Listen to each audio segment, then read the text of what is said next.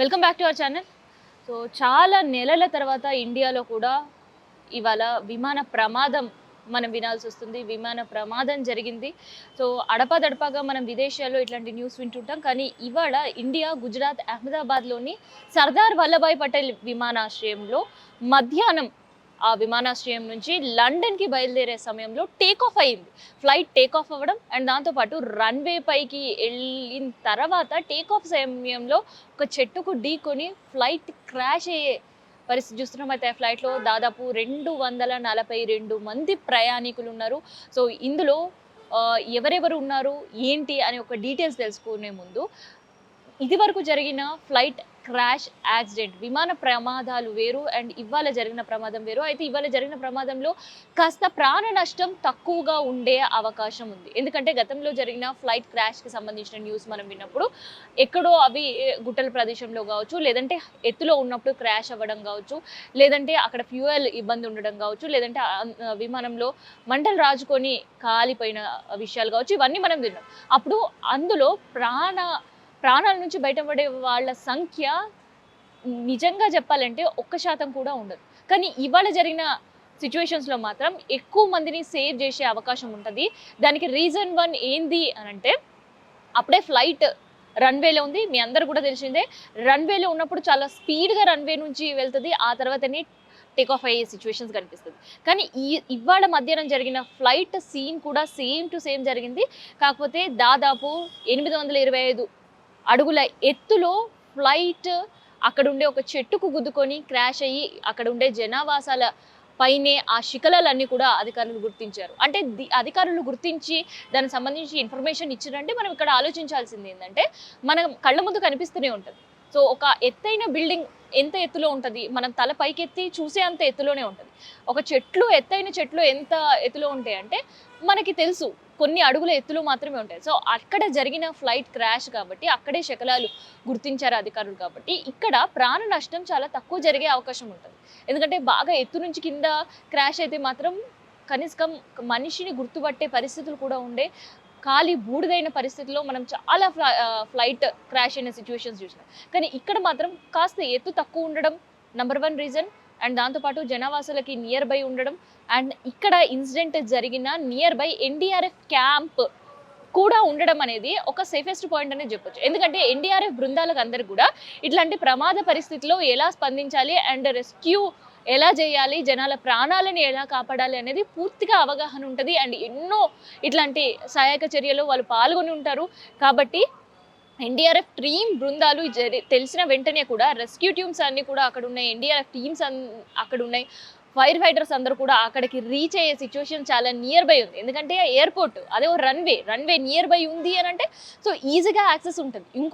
ఇంకొక కారణం ఏంటి అంటే, అక్కడ నియర్ బై సివిలియన్ హాస్పిటల్ ఉంది. So well equipped private hospital and దాదాపు 1200 పడకల ఫెసిలిటీతో ఉండే హాస్పిటల్. సో అందుకని క్షతగాత్రులు ఎవరున్నా కూడా, ప్రాణాలతో పోరాడే వాళ్ళని ఎవరున్నా కూడా వెంబటే వాళ్ళని హాస్పిటల్ షిఫ్ట్ చేసే సిచ్యువేషన్ ఈజీగా ఉంటుంది. అక్కడ మెడికల్ ఎమర్జెన్సీకి సంబంధించిన టీమ్స్ కూడా రెడీగా ఉంటాయి. కాబట్టి ఎక్కువ మంది ప్రాణాలు ఇక్కడ కాపాడడానికి అవకాశం ఉంది. సో ఇది కాస్త ఊరట కలిగించే పరిస్థితి కనిపిస్తుంది. అది అధికారికంగా అధికారులు కూడా ఒక ప్రకటన కూడా జారీ చేసిర్రు. సో అసలుకి దీనికి సంబంధించి అధికారులు ఏం ప్రకటన జారీ చేసినారు అనేది నేను ఒకసారి వినిపించే ప్రయత్నం అయితే చేస్తాను.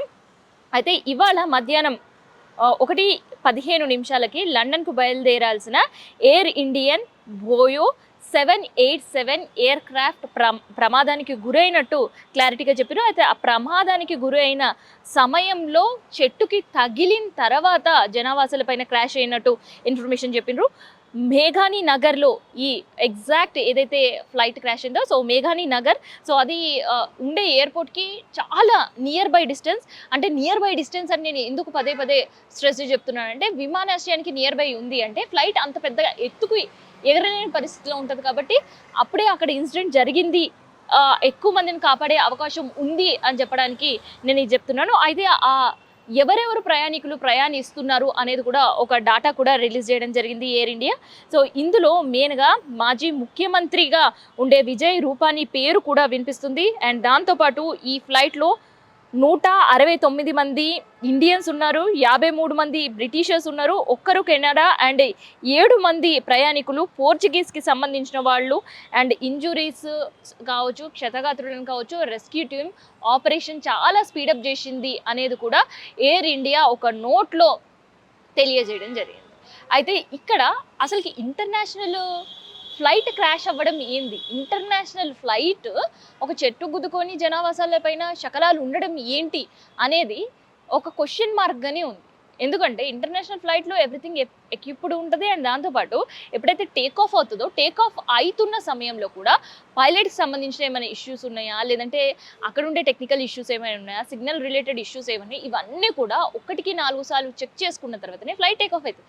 కానీ ఇక్కడ ఎందుకు మరి అవన్నీ అధికారులు చెక్ చేసుకోలేరా, అక్కడ ఉండే బ్లాక్ బాక్స్ ఏం చెప్తుంది, ఇట్లాంటివి కూడా ప్రశ్నలు ఉత్పన్నమైన పరిస్థితి. అండ్ ఇంకో పక్క ఇక్కడ కుట్ర కోణం కూడా ఉండుంటుంది. ఎందుకంటే అది గుజరాత్ అహ్మదాబాద్లో జరిగింది కాబట్టి ఇప్పుడు ఉండే ప్రజెంట్ పరిస్థితుల్లో అనే వాదనలు కూడా వినిపిస్తున్నాయి. అయితే అధికారులు ఇట్లా ఎన్ని వాదనలు వినిపించినా కూడా అసలు ఫ్లైట్ క్రాష్ ఎట్లా అయింది అనే ఆలోచనలో ఇప్పుడు ప్రజెంట్ లేరు. సో అధికారుల ఆలోచన అంతా కూడా రెస్క్యూ పైనే పెట్టిర్రు. ఆ అధికారుల ఎఫర్ట్స్ అన్నీ కూడా రెస్క్యూ పైనే పెట్టిర్రు. ఎందుకంటే వాటికి సంబంధించిన సమాచారం ఒక టీం లీడ్ చేస్తున్నా కానీ ఎక్కువ కాన్సన్ట్రేషన్ రెస్క్యూ టీం పైనే పెడితే ఎక్కువ మంది ప్రాణాలను కాపాడిన వాళ్ళం అవుతాం. ఎందుకంటే 1 కాదు, 2 కాదు, 50 కాదు, 242 మంది ప్రయాణికులతో ఉన్న ఫ్లైట్ అది. అందుకనే వీలైనంత మంది ప్రాణాలు కాపాడే ప్రయత్నం అయితే అధికారులు చేస్తున్నారు. మీరు విజువల్స్లో చూస్తుంటే కూడా ఆ విజువల్స్లో ఆ రష్ మనకు కనిపిస్తుంది. మనం విజువల్స్లో క్లియర్గా అబ్జర్వ్ చేస్తే ఏంటంటే ఒక హాస్పిటల్లో ఒక హడావిడి కనిపిస్తుంది.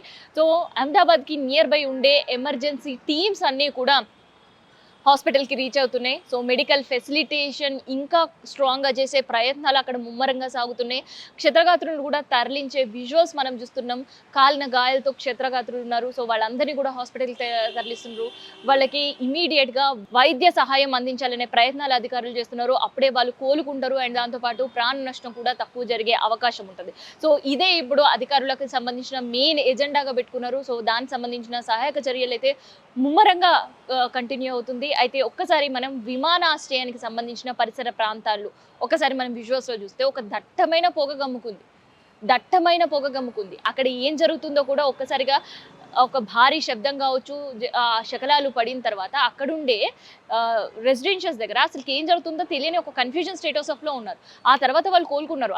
ఇక్కడ ఈ ఫ్లైట్ క్రాష్ అయింది, సో మనం కూడా కొంతవరకు హెల్ప్ చేయాలి అని కొంతమంది ముందుకు వస్తుంటే ఇంకొంతమంది ఒక అయోమయ పరిస్థితిలో ఉన్నారు. అయితే ఇంకో పక్క అధికారులు ఏంటంటే అక్కడ దట్టమైన పొగ అనుకుంది కాబట్టి ఇంకెక్కడైనా అక్కడ ఫైర్ బ్రేకేజెస్ లేకుండా చూడాలి, మిగతా ప్రాణాల నష్టం జరగకుండా చూడాలి. ఎందుకంటే ఆల్రెడీ ఇక్కడ ఫ్లైట్ క్రాష్ అయింది, అక్కడ ఉండే ప్రయాణికులను హాస్పిటల్ షిఫ్ట్ చేసి వాళ్ళకి మెడికల్ ఎమర్జెన్సీ చేసే పరిస్థితుల్లో ప్రయాణికుల్లో వాళ్ళు సేఫెస్ట్ హ్యాండ్స్లో ఉన్నారని చెప్తున్నారు. కానీ మిగతా పరిస్థితి ఏంటి, ఇన్ కేస్ అది బిల్డింగ్స్ పైన కూలింది, కొన్ని సంబంధించిన అక్కడ జనావాసాల పైన కూలింది, ఇన్ కేస్ అక్కడ ఫైర్ బ్రేకేజ్ ఇచ్చిందనుకో ఒకదాని నుంచి ఇంకొకటి దానికి వ్యాపించే అవకాశం కూడా ఉంటుంది. సో అట్లాంటి అవకాశం ఉండకుండా ప్రయత్నాలు ఎన్డీఆర్ఎఫ్ టీం చేస్తుంది.